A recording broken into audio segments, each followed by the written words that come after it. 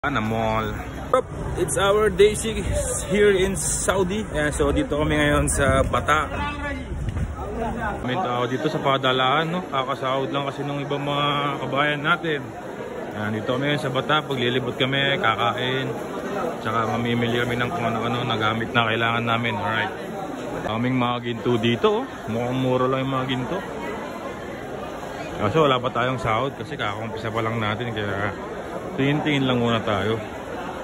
Ayun ang Pinoy restaurant. Bali parang itong Bata, parang nasa Divisoria lang din kami. Sobrang daming Pinoy dito. Parang tambayan lang talaga. Parang tambayan lang talaga ng tawag dito, tambayan ng mga Pinoy to. Parang Pinoy store mismo. Kaya naman sa may Sultan Thai Filipino Restaurant. Alright. Right, ayan. Dito kami sa Filipino restaurant. Ayan yung mga order namin. Sabi, napakadaming order. Ayan, no? Manalo. Kain muna kami mga kabayan natin dyan.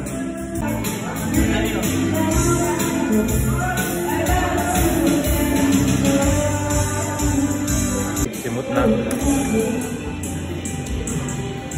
Alright, dito kami sa parang store dito. Daming kababayan dito ngayon mga lodi.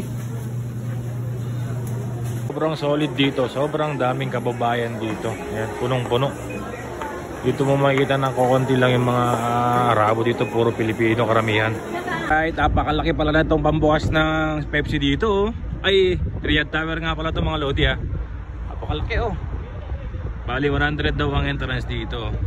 Napakataas oh. Mga tropa, kami ang Team Kabsa, nasa labas na naman palagi. Alright, so dito kami ngayon sa bahay ng isang kaibigan naming doktor. Ayan, nakitambay muna kami. Alright, merienda naman ngayon. Papay na si Ibig sabihin nun, bossing, marami kang kalokohan. Buksan mo na, bossing, para makita natin. Gutom na yung bossing ko.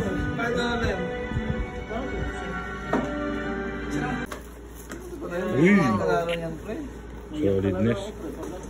Ano yung bossing? Lagi na pre. Uy, may chicken to. Grabe naman si boss. Next. Grabe.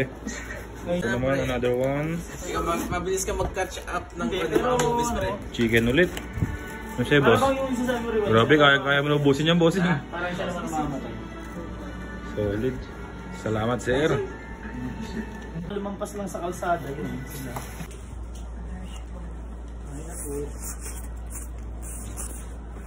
Pareho na kayo sa tingin sa sabi.